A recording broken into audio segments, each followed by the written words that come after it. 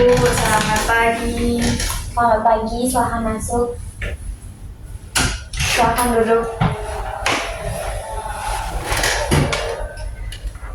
Bagaimana tadi perjalanannya ke sini? Alhamdulillah Bu, lancar, nggak ada kendala.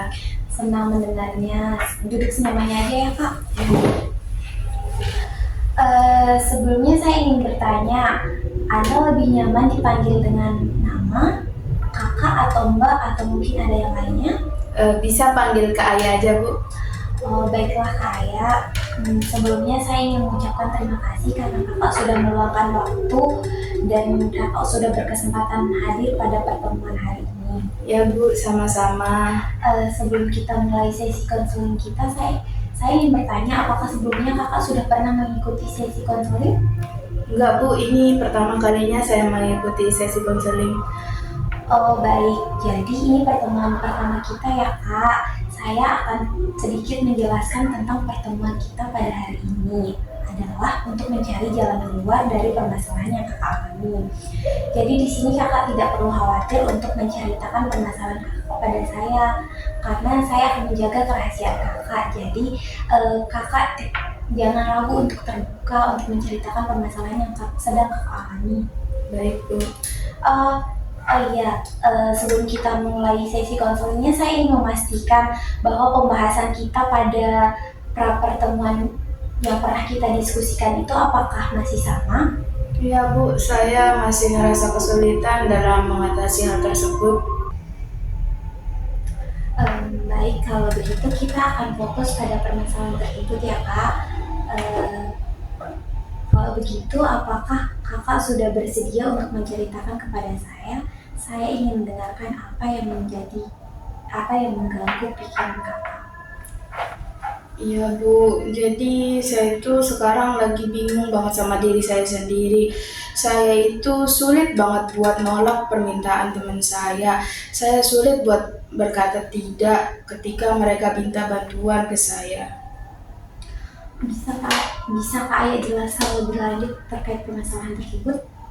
Ya Bu, kayak misalnya nih, kan ada teman saya minta bantuan ke saya buat nebeng ke kampus. Sedangkan jarak dari kos saya ke kosnya dia itu lumayan jauh. Nah, kalau misalkan saya bantuin dia buat nebeng, saya takutnya telat Bu.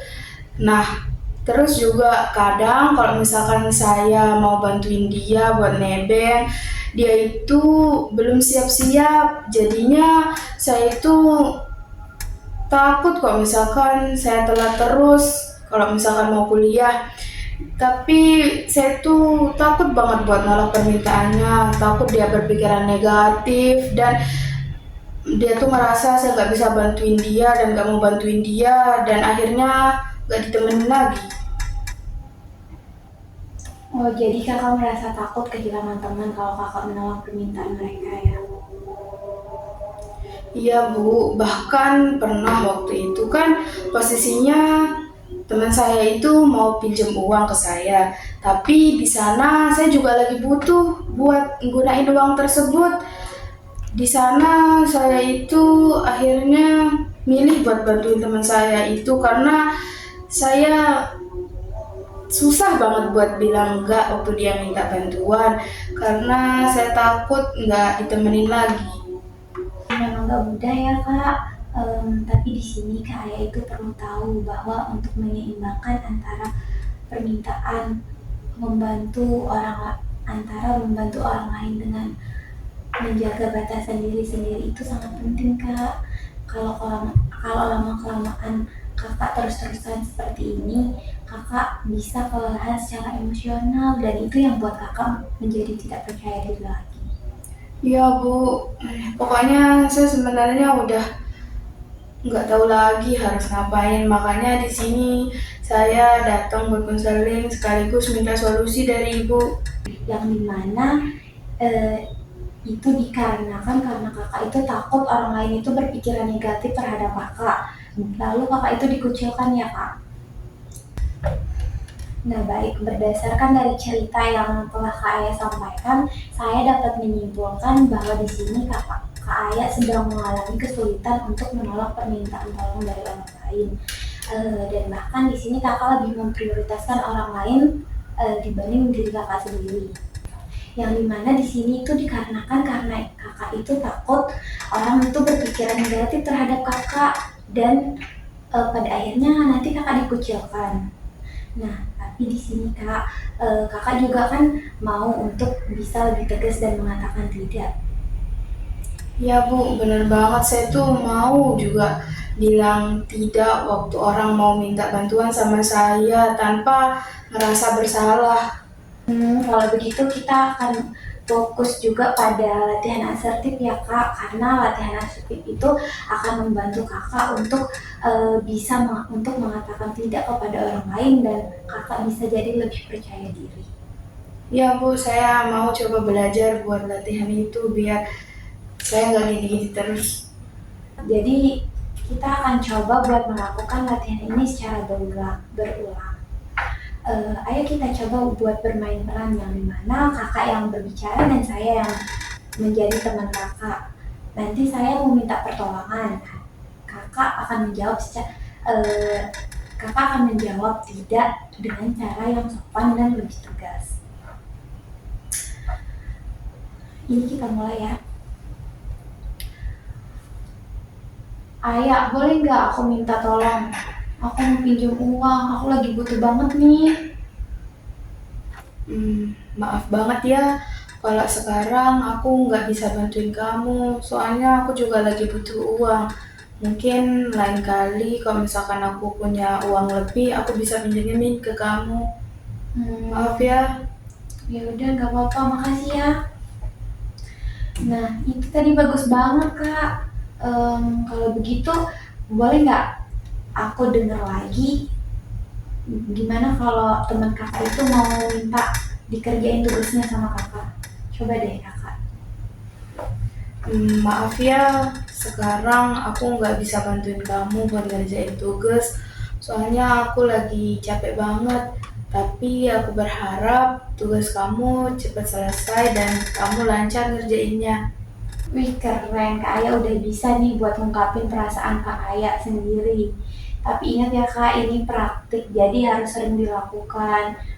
Dan nanti Kakak harus sering-sering buat ngomong tidak, atau bila perlu Kakak tulis tuh, biar Kakak selalu ingat, tapi tetap dengan cara yang sopan, dengan nada yang sopan, atau dengan tutur kata yang lebih sopan atau lebih tegas kayak gitu. Baik, Bu. Oke nih, udah bagus banget. Tapi di sini kakak perlu ingat kalau latihan ini butuh waktu dan konsistensi. Jadi kakak jangan menyerah ya untuk melakukan latihan ini secara terus-menerus. Biar kakak lebih gampang untuk mengatakan tidak atau mengungkapkan perasaan kakak kepada orang lain, biar kakak lebih memprioritaskan diri kakak sendiri. Tapi di sini bukan berarti kakak mengabaikan orang lain. Ini demi kebaikan kakak sendiri. Baik, Bu, saya akan terus belajar seperti apa yang Ibu bilang, biar saya bisa merubah diri saya. Udah mulai mencoba buat menerapkan latihan asertif ya kak. Kalau begitu kakak terus latihan dan tetap konsisten ya kak. Karena saya yakin dengan kakak terus latihan dan bisa mengatakan tidak, itu bisa membuat kakak lebih percaya diri dan kakak mampu buat mengelola perasaan kakak sendiri serta kakak bisa lebih memperdulikan kebutuhan kakak sendiri. Terima kasih ya, Bu. Terima kasih ya Bu, saya merasa paham dan lebih semangat buat berlatih.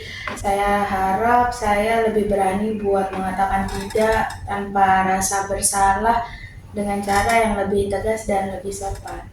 Sama-sama Kak Aya, ingat ya hak kita untuk mengatakan tidak itu sangat penting supaya kita itu tidak terjebak dan kita bisa tetap menjaga hubungan baik.